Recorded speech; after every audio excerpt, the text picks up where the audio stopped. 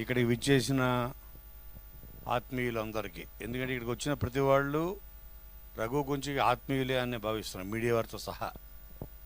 ఎందుకంటే తను డిక్లేర్ చేయని అసెట్స్ మీరందరూ ఇన్కమ్ ట్యాక్స్ వాళ్ళు చూపించలేదు కదా,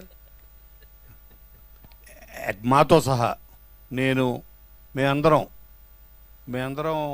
తను సంపాదించుకున్న ఆస్తి ఇది రోజు రోజుకి పెరుగుతూ ఉంటుంది తప్ప తగ్గదు దీని వాల్యూ. సో అటువంటి రఘు ఒక సినిమా చేసి ఎంతో ప్యాషనేట్గా తన ఫేస్బుక్లో ఉంటాడు. తను పెట్టే ప్రతి పోస్టు ఎస్పెషల్లీ ఈ సినిమా గురించి నేను క్లోజ్గా ఫాలో అవుతూ వచ్చాను.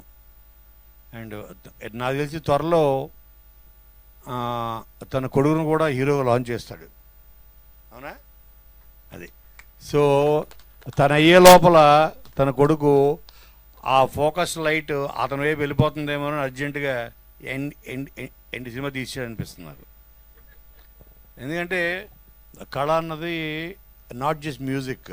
ఇప్పుడు అన్నిట్లో ఒక కళాకారుడు అంటే తన 24 క్రాఫ్ట్స్లో తను ఎంతో కొంత ప్రావీణ్యం ఉంటుందని నేను నమ్ముతా.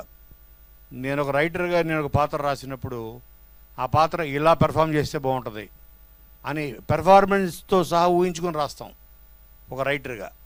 అలాగే కెమెరా యాంగిల్స్ ఇలా ఉంటే బాగుంటుంది, అలా మనకి మన దీంట్లో వచ్చే మన ఆలోచనలో వచ్చే ప్రతి క్రాఫ్ట్కి చెందింది. ఇలాంటి కాస్ట్యూమ్లో చూద్దాం హీరోని రాస్తున్నప్పుడు, బ్రహ్మానంద గారికి ఇలాంటి పేరు పెడదాం, మ్యాక్డోల్ మూర్తి ఇలాంటివి. సో ప్రతిదీ అతని ఆంగికం దగ్గర నుంచి, అతని వాచకం దగ్గర నుంచి, లొకేషన్ దగ్గర నుంచి 24 క్రాఫ్ట్స్లో తను తెలియకుండా, తెలుసో తెలియకో వాళ్ళ ప్రావీణ్యం తెలియకుండా సంపాదించుకుంటారు. అలాగే ఒక మ్యూజిక్ డైరెక్టర్గా రఘు ఏంటో స్టోరీ విన్నప్పుడు ఆ స్టోరీ తాలూకు జడ్జ్మెంటు, దాంట్లోని స్క్రీన్ ప్లే ఇక్కడ ఇలా ఉంటే బాగుంటుంది, ఇంటర్వెల్కి ఈ బ్యాంగ్ వస్తే బాగుంటుంది, క్లైమాక్స్ ఇలా ఫినిష్ అయితే బాగుంటుంది, ఇలాగా తను తెలియకుండా స్టోరీలోంచే మ్యూజిక్ పుడుతుంది ఎప్పుడు కూడా. స్టోరీలోంచి, పాత్రలోంచి, కథలో ఉండే ఎమోషన్స్లోంచి. So even a music director అని ఎందుకంటామంటే even he is one of the director. 24 crafts మీద కమాండ్ ప్రతి టెక్నీషియన్కి, ఎస్పెషల్లీ చీఫ్ టెక్నీషియన్స్ ఎవరైతే ఉంటారో, ఒక ఆర్ట్ డైరెక్టర్ అవ్వచ్చు, ఒక రైటర్ అవ్వచ్చు, వీళ్ళందరికీ వాళ్ళకి అన్నిట్లో ఎంతో కొంత ప్రావీణ్యం ఉంటే తప్ప బెస్ట్ ప్రోడక్ట్ డెలివర్ చేయలేరు. అటువంటి బెస్ట్ ప్రోడక్ట్, ఒక మంచి ప్రోడక్ట్ అన్నది ఈ గేజెల రాజు అవుతుందని నేను మనస్ఫూర్తిగా, నేను చూసిన ఈ 2-3 తోటి చాలా మంచి ఫీల్ వచ్చింది రఘు. Very nice. అంటే సినిమా తీయడానికి నన్ను అడుగుతారు ఫస్ట్, సార్ సినిమా తీయడానికి ఫస్ట్ కావాల్సింది బడ్జెట్ కాదు, ఫస్ట్ సినిమా తీయడానికి కావాల్సింది ప్యాషన్, తర్వాత కంటెంట్. ఈ కంటెంట్, ఈ ప్యాషన్, ఈ రెండు మిక్స్ చేస్తే దానికి అసలు బడ్జెట్ ఎవడు చూడ బడ్జెట్ అంత రేంజ్. అండ్ ఏ రేంజ్ వెళ్తుందో కూడా ఆడియన్స్ ఎప్పుడు దేనే కనెక్ట్ అవుతారు అంటే ఎటువంటి స్టార్స్ లేని సినిమాలు కూడా మనం ఈ మధ్యన చూసాం. అసలు బిగ్గెస్ట్ నెంబర్స్. అలాగే పెద్ద పెద్ద స్టార్స్ చేసినవి కూడా సాయంత్రం వచ్చేటప్పటికి అవి థియేటర్లో లేకుండా పోతున్నాయి. అంటే content is bigger than the budgets, content is bigger than the stars అని ప్రతిసారి మన ప్రేక్షకులు వాళ్ళు ప్రూవ్ చేస్తూనే వచ్చారు. వాళ్ళు స్టార్ ఉంటేనే వెళ్తారు మార్నింగ్ షోకి. No, wrong. నీ ట్రైలర్ కనెక్ట్ అయ్యారా, నువ్వు వదిలిన ఒక సాంగ్కి కనెక్ట్ అయ్యారా, నువ్వు వదిలిన నీ కంటెంట్లోంచి ఏదో ఒక్క ఎలిమెంట్ వాడిని హార్ట్ని టచ్ చేస్తుంది, వాడిని థియేటర్ తీసుకెళ్ళి చేస్తుంది. దాంట్లో కొత్త ఫేసెస్, కొత్త హీరోయిన్స్, కొత్త డైరెక్టరు ఏమి చూడరు. వాళ్ళని హార్ట్ టచ్ చేసే కంటెంట్ ఎలిమెంటు అందులో ఉందా, వాళ్ళు 100% థియేటర్ తీసుకొస్తుంది. Inspired of the reviews, inspired of IPLs, inspired of any. ఎందుకంటే సినిమా వాళ్ళకి మాకు 100 హడ్డిల్స్ ఉంటాయి.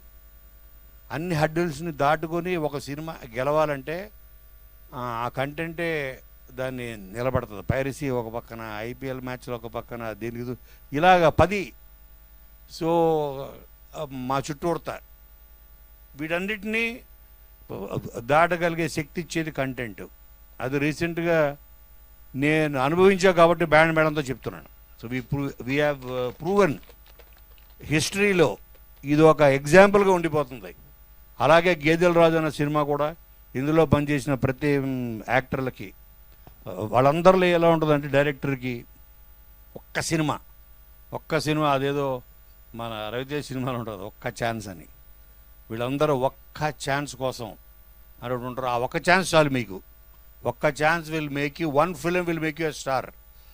ఓ సినిమాలో మీరు గుర్తింపు రావడానికి కావాల్సింది ఒక పాత్ర. మీరు చూస్తే చాలామందికి ఆ పాత్రే వాళ్ళకి ఇంటి పేరు అయిపోతుంటారు. ఆవుతి ప్రసాద్ గారిని అలా చాలామంది కదా, చాలామందికి ఆ పాత్ర గుర్తుండిపోతుంది. అలాగే మీ అందరికీ ఇక్కడ అదే పాత్రలో మీరు స్టేజ్ మీదకి వచ్చారు. సో మీరు మేకప్ తీసినా గుర్తుపట్టాలి రేపొద్దున. మీకు అన్యాయం చేశాడు రఘు, గుర్తుపట్టనివ్వకుండా చేశాడు రఘు. సో మీకు గుర్తుపట్టడమే కాదు, గుర్తింపు కూడా రావాలి మీ అందరికీ. అలాగే డైరెక్టర్కి చాలా పెద్ద కెరీర్ అవ్వాలి ఈ సినిమా. తన కెరియర్లో మంచి నాంది గేదెల రాజు డైరెక్టర్ అనే ఇదొక విజిటింగ్ కార్డ్ అవ్వాలి. దీనికి మించి మా రఘుకి తను రేపొద్దున ఈ సినిమాతోటి 10 సినిమాల్లో తను, ఎందుకంటే నాకు చాలా క్యారెక్టర్స్ కనపడ్డాయి అతను చూస్తుంటే, షేడ్స్.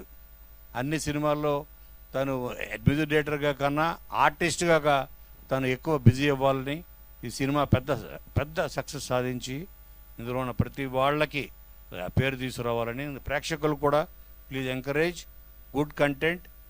చిన్న పెద్ద అని చూడద్దు, మంచి సినిమా అని మాత్రమే ఉంటుంది, చిన్న సినిమా పెద్ద సినిమా ఉండదు. ఈ సినిమాని, ఈ కంటెంట్ని మీరు విజయవంతం చేస్తారని మనస్ఫూర్తిగా కోరుకుంటూ థ్యాంక్ యూ సార్.